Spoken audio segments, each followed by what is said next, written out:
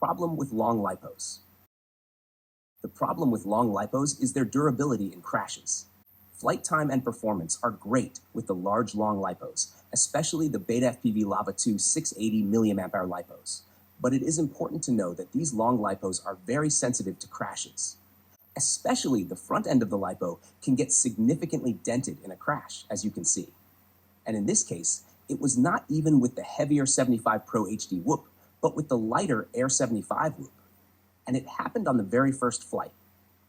That was very frustrating.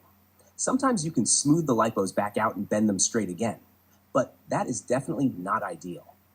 A lipo condom helps a bit, but even with that, these long lipos can bend significantly. Therefore, my conclusion is that these long lipos are only suitable for pilots who fly smoothly and do not crash often, or who fly over soft ground such as grass or rubber flooring on a playground.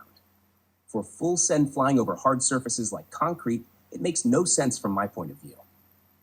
In the end, of course, everyone has to decide this for themselves. But for me and my flying style, it makes no sense. There isn't much more to say.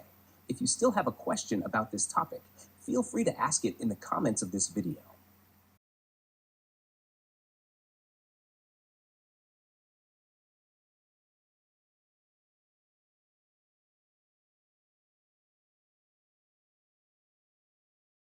Some additional information can be found in the video description. Please watch my many other tutorials on this YouTube channel if you want to know more about how to modify a tiny boop or how to learn FPV flying and racing.